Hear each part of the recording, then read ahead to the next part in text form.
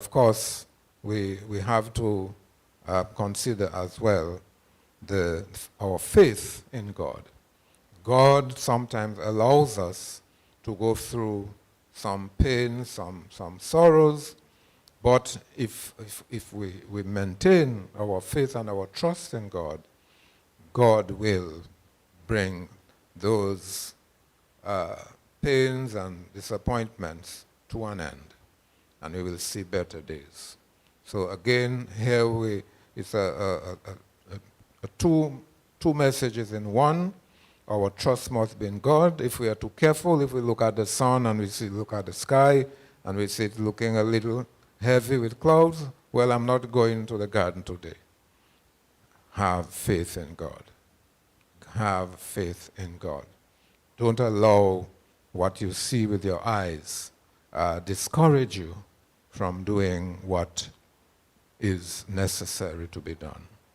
So this is our. Any thoughts on the last reading, Psalm 26, 126? Yes. Yes.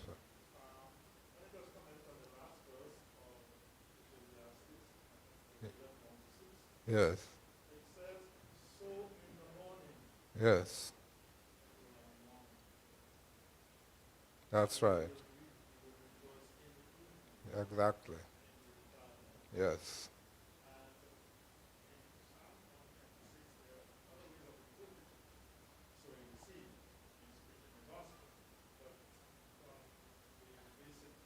Yes.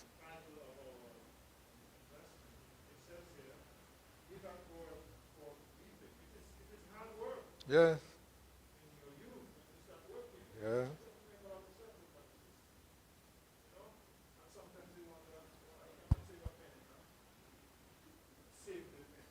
Yes. Yes. Yes.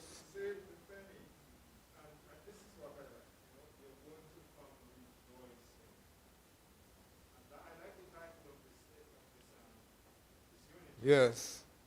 Joyful investing. Yes. Yes.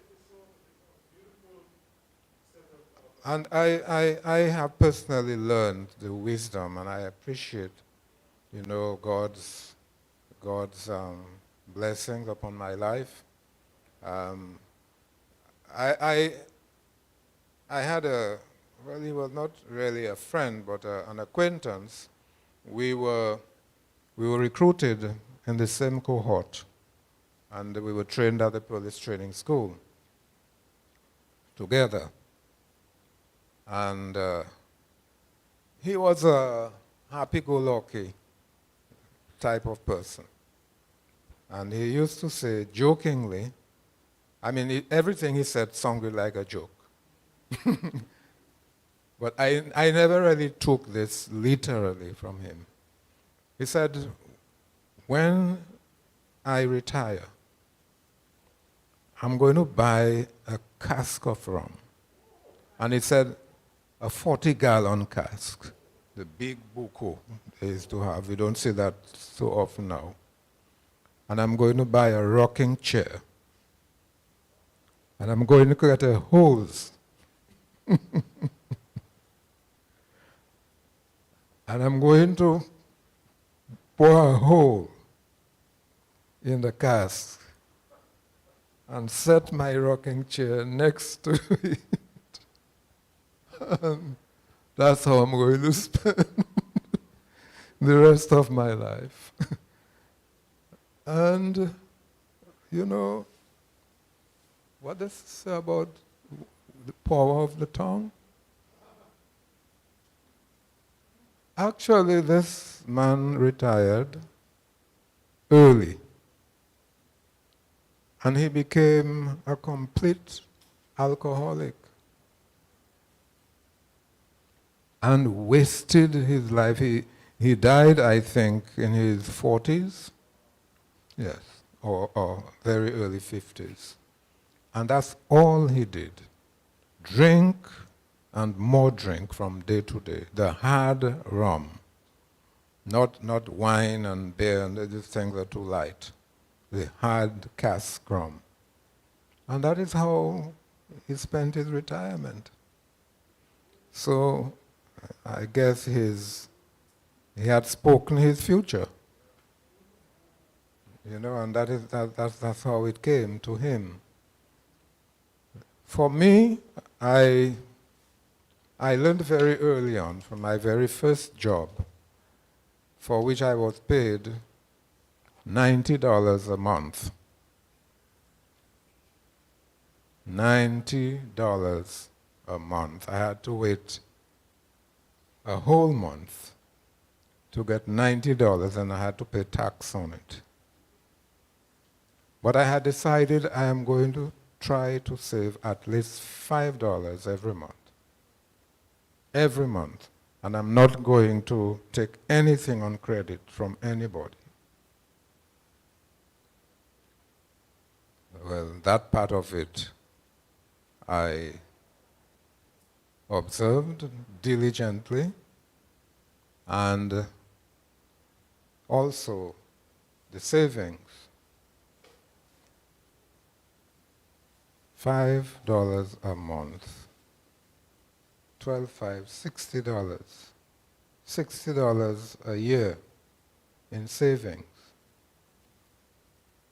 That was a lot of money as well. And I continued, and so on, and then I was making some calculations, and I determined, I figured out what I'm going to do for the next 5 years, and so forth and so on. But